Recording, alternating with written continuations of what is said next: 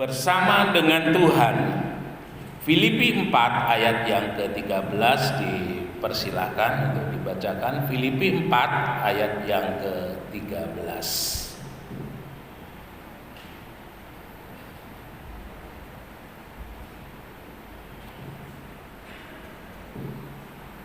Ada di sini Mas Yeru.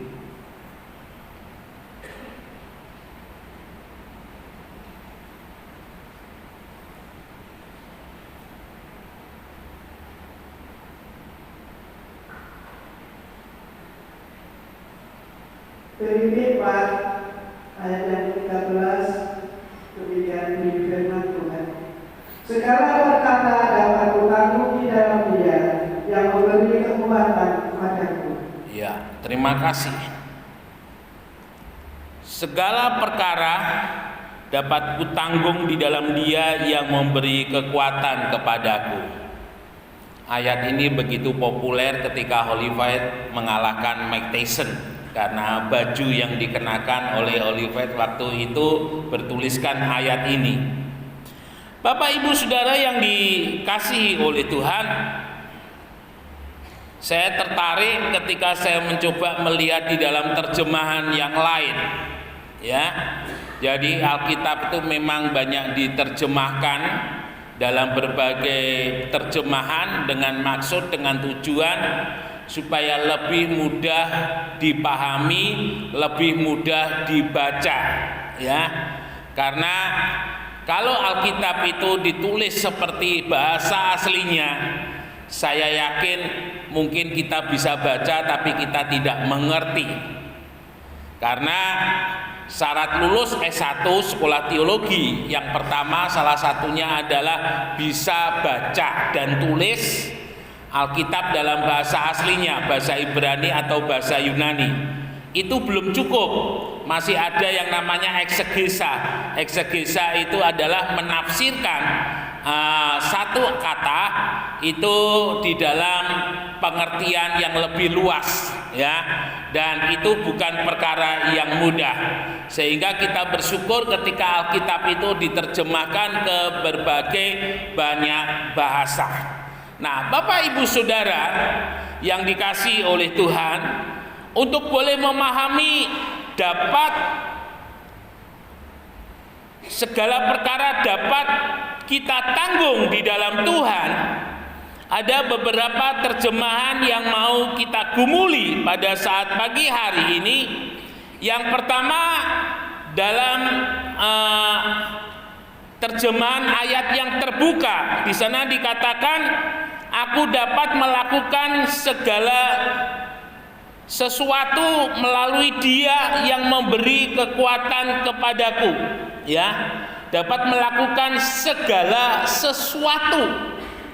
Dengan kata lain, bahwa di dalam kehidupan kita oleh Tuhan, ketika Tuhan ada bersama-sama dengan kita, diberi kemampuan yang melebihi batas kekuatan kita. Diberi kemampuan yang melebihi kekuatan kita ketika Tuhan ada bersama-sama dengan kita. Yang lalu kita telah sama-sama belajar bagaimana dalam kehidupan orang percaya itu jangan jaga jarak dengan Tuhan. Artinya apa? Dekat dengan Tuhan. Karena ketika kita ada jaga jarak, karena ketika kita ada kalau mesin ketik itu ada satu spasi begitu yang kita lewati, maka itu tidak lagi menjadi sebuah kesatuan, ya. Ada satu titik, ada satu bagian yang kosong di mana berhenti. Nah, itu yang membuat di dalam kehidupan orang percaya, dia tidak menikmati Allah yang turut bekerja. Dia tidak menikmati Allah yang bersama-sama di dalam hidupnya. Dan ketika orang percaya tidak bersama-sama dengan Allah, maka itu sama halnya dia berjalan dengan kekuatannya sendiri. Dan yang pasti ketika berjalan dengan kekuatan sendiri, ada batas limit, ada batas kekuatan yang dimiliki oleh manusia. Ketika Abraham bersama-sama dengan Lot, Dalam Kejadian pasal yang ke-12, pergilah Abraham dari Ur Kasdim, ya. Ur Kasdim itu Mesopotamia. Jadi bapak Abraham itu bukan orang Yahudi, bukan orang Arab, tetapi orang Babilonia atau orang Irak. Meskipun pada akhirnya Abraham menurunkan keturunan-keturunan yang nanti dalam sejarahnya yang panjang ada keturunannya itu disebut sebagai orang Yahudi, maka di keturunan yang lain dari Ismail itu adalah orang-orang Arab. Tetapi itu tidak menjadi masalah bagi kita. Nah, Bapak Ibu Saudara yang dikasihi oleh Tuhan, ketika Abraham bersama-sama dengan Lot, apa yang disembah oleh Abraham itu yang disembah oleh Lot. Apa yang dipersembahkan oleh Abraham itu juga yang dipersembahkan oleh Lot. Dengan kata lain, imannya Abraham, ibadahnya Abraham adalah imannya dan ibadahnya Lot.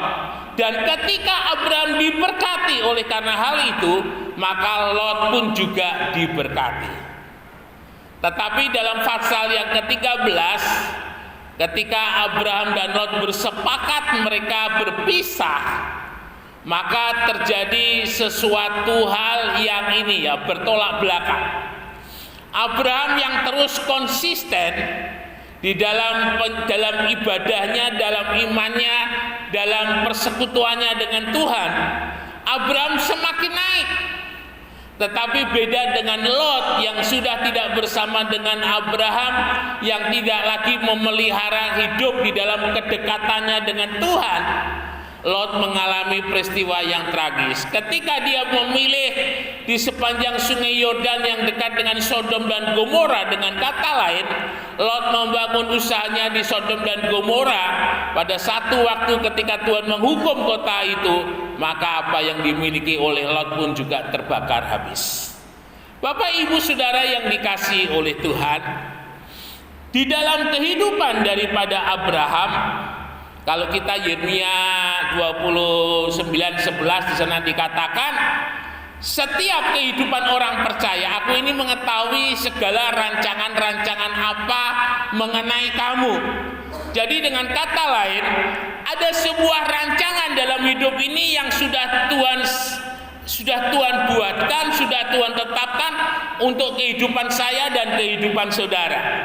Sehingga pagi hari ini ada saudara yang jadi bisnismen, ada guru, ya, ada pegawai pemerintahan, dan saya menjadi seorang hamba Tuhan. Itu adalah sebagai rancangan-rancangan Tuhan yang sudah Tuhan tetapkan.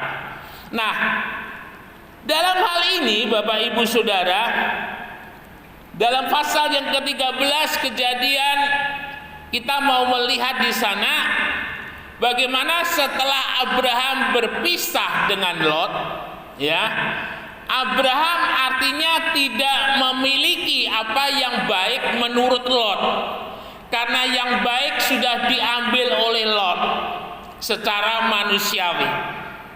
Tetapi di sana kita boleh melihat bagaimana Tuhan membawa dalam kehidupan Abraham untuk naik ke atas sebuah bukit yang tinggi.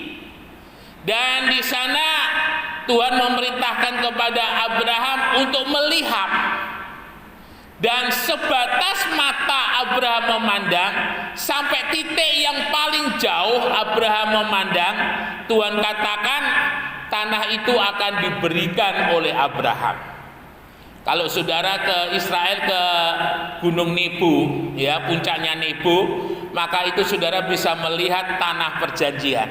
Karena jaraknya dari Nebo itu mungkin kalau ke Yeriko, ke Yerusalem itu sekitar 20 kilo atau 30 kilo itu kalau tidak salah. Nah, itu yang Tuhan nyatakan kepada Abraham.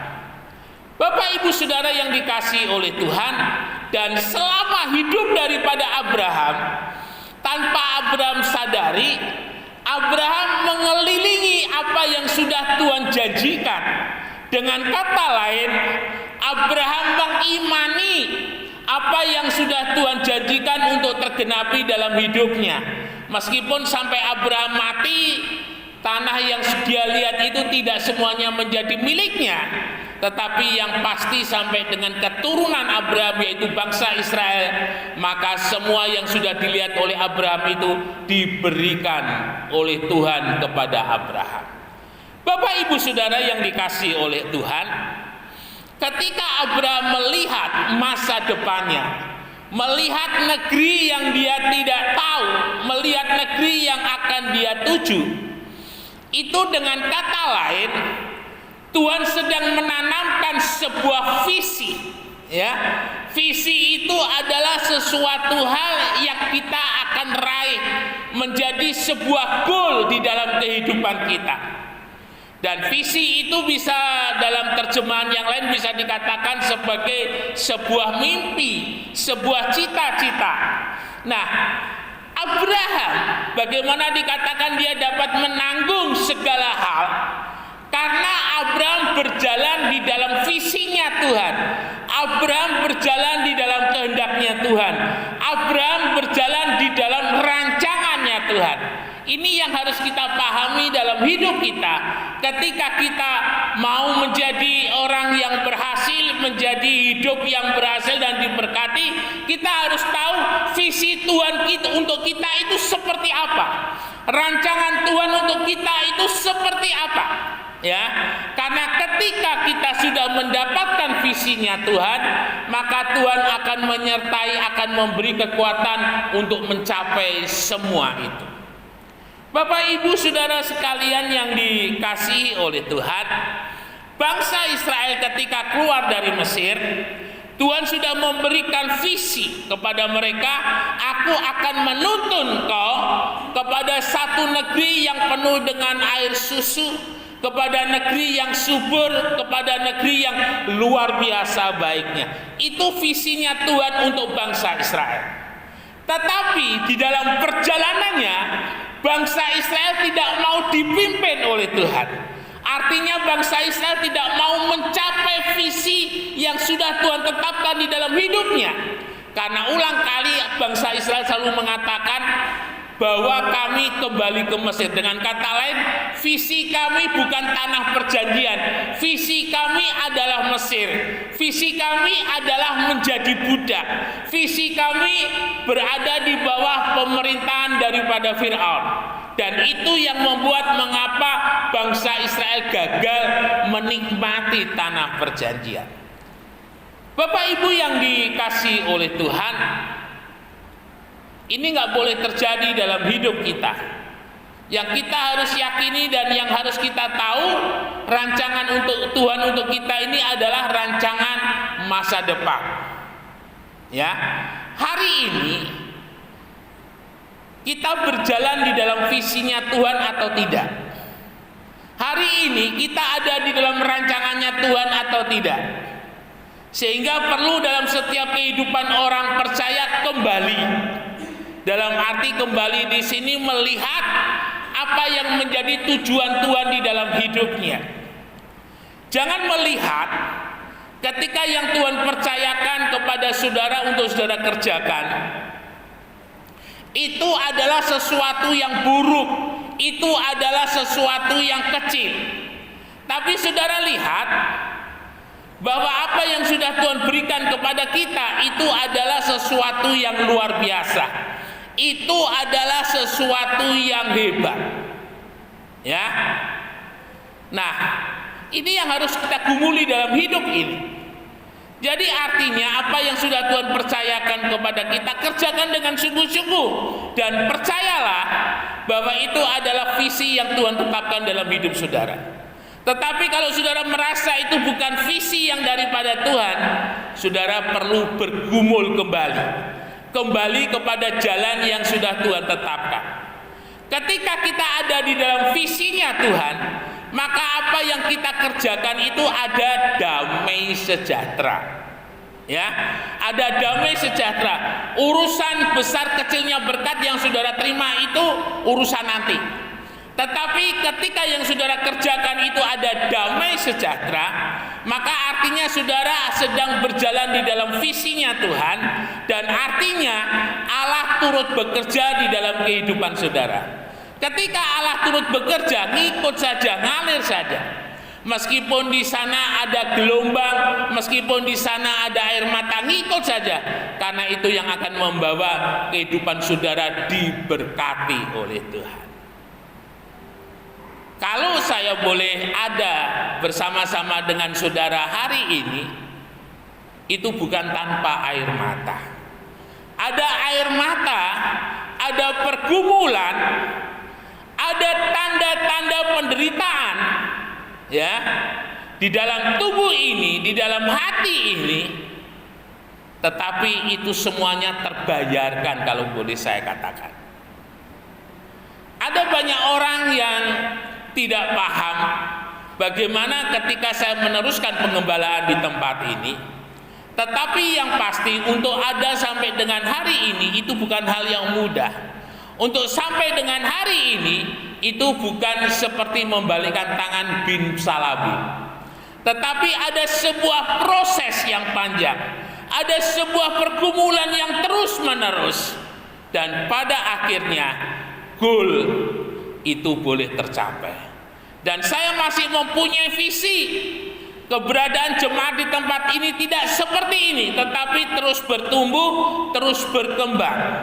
Saya hanya minta kepada Tuhan hari-hari ini, Tuhan pimpin tolong saya untuk saya mempunyai partner pelayanan yang sungguh-sungguh satu hati, satu visi untuk kemajuan pekerjaan Tuhan di tempat ini.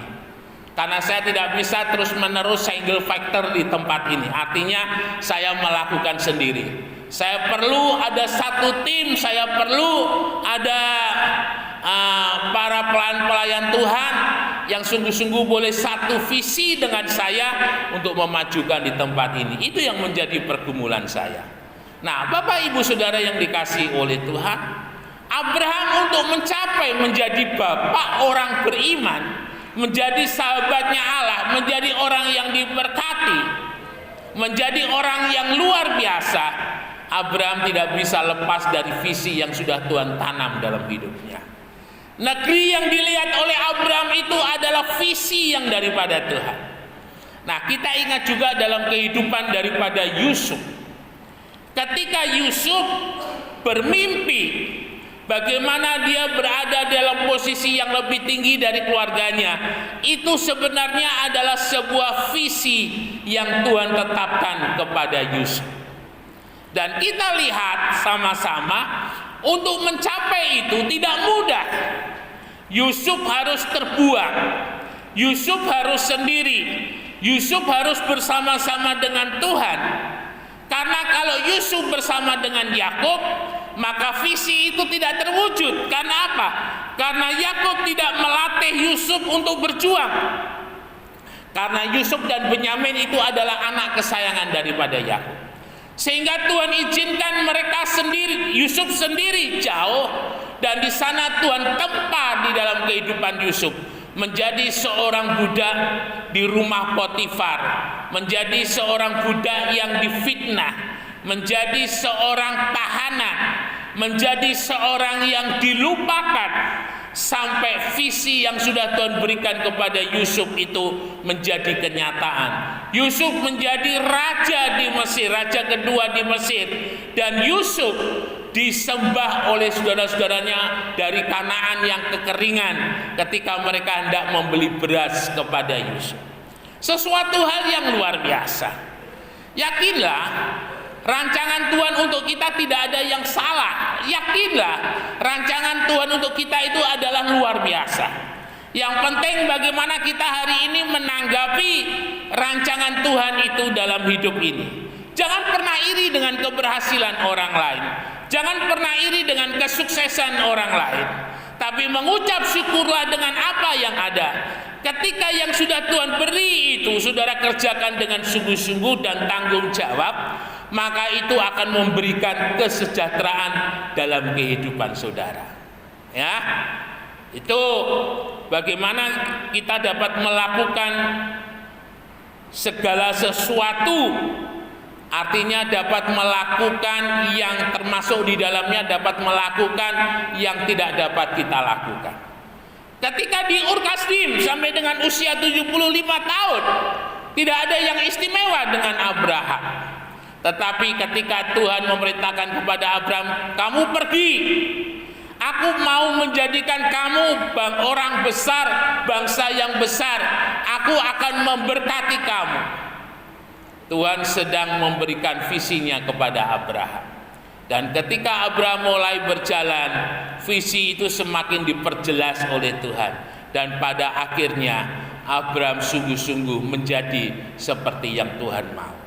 Hidup kita adalah hidup di tangannya Tuhan.